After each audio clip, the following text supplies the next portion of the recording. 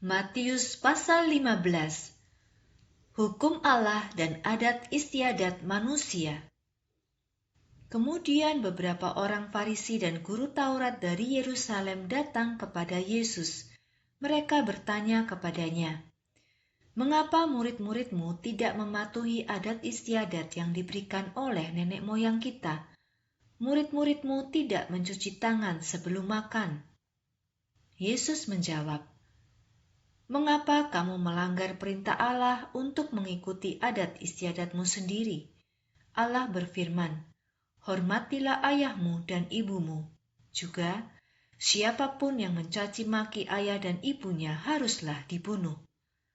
Tetapi kamu mengajarkan bahwa seseorang boleh berkata seperti ini kepada ayahnya atau ibunya, "Bantuan yang ingin aku berikan kepadamu tidak bisa aku berikan, karena sudah aku berikan sebagai persembahan kepada Allah." Kamu mengajarkan orang itu untuk tidak menghargai ayahnya.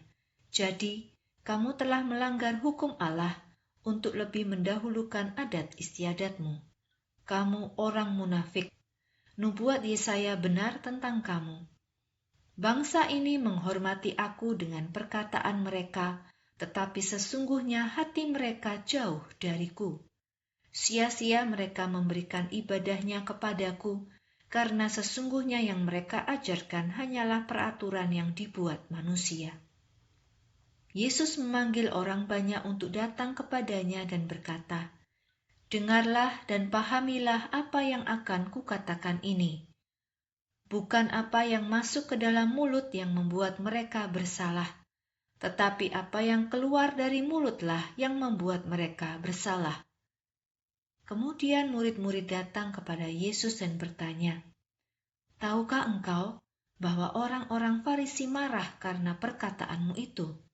Yesus menjawab, "Setiap tumbuhan yang tidak ditanam oleh Bapa-Ku yang di surga akan dicabut sampai ke akar-akarnya. Jauhilah orang-orang Farisi.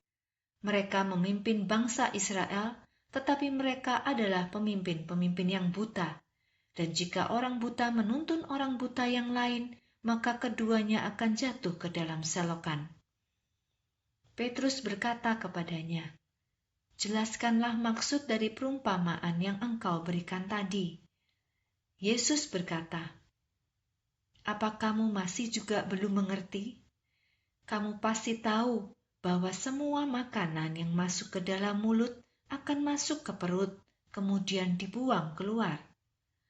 Tetapi kata-kata jahat yang keluar dari mulut berasal dari hati yang jahat, dan itulah yang membuat mereka bersalah.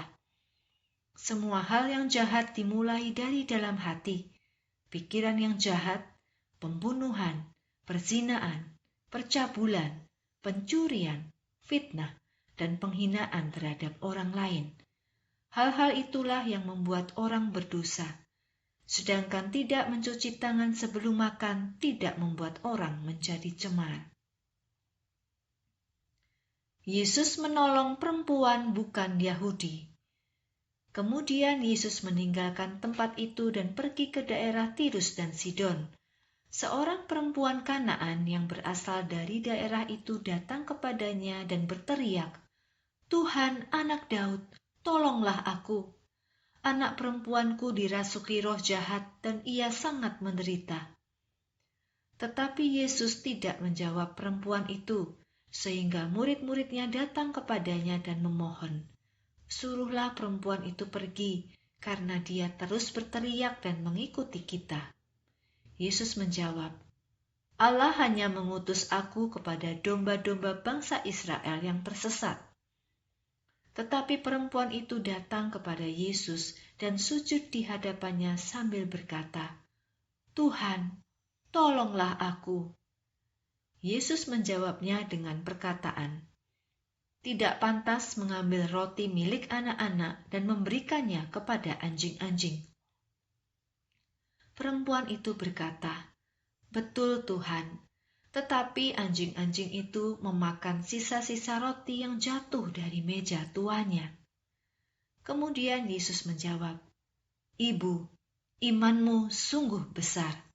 kamu akan mendapatkan apa yang kau minta." Dan pada saat itu juga anak perempuannya itu menjadi sembuh. Yesus menyembuhkan banyak orang. Kemudian Yesus pergi dari tempat itu untuk menelusuri tepi danau Galilea, dan setelah naik ke atas sebuah bukit, ia pun duduk di sana. Maka banyak orang yang datang kepadanya. Mereka membawa banyak orang yang sakit dan menaruh mereka di depan Yesus.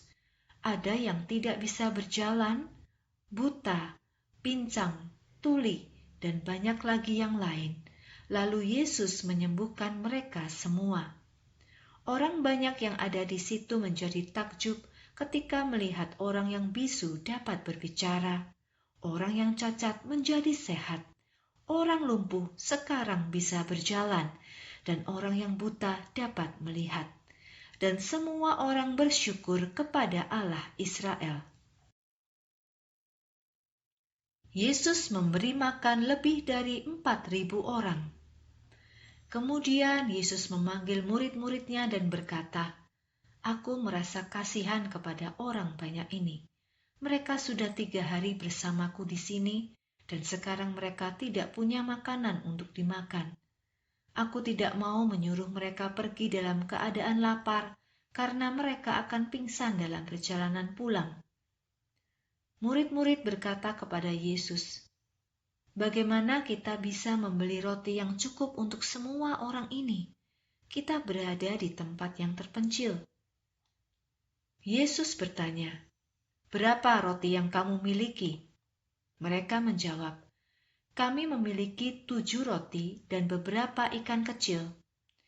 Kemudian Yesus menyuruh orang banyak itu duduk di tanah. Setelah itu, ia mengambil 7 roti dan ikan-ikan itu dan mengucap syukur kepada Allah atas makanan itu. Kemudian ia memecah-mecahkan roti itu dan memberikannya kepada murid-muridnya, dan murid-muridnya membagikan makanan itu kepada orang banyak. Maka semua orang makan sampai kenyang. Sesudah itu, murid-murid mengumpulkan potongan makanan yang tersisa hingga 7 keranjang penuh. Waktu itu ada kira-kira 4.000 orang laki-laki yang makan, belum termasuk perempuan dan anak-anak. Setelah semua orang itu selesai makan, Yesus menyuruh mereka pulang. Sementara ia naik ke dalam perahu dan pergi ke daerah Magadan.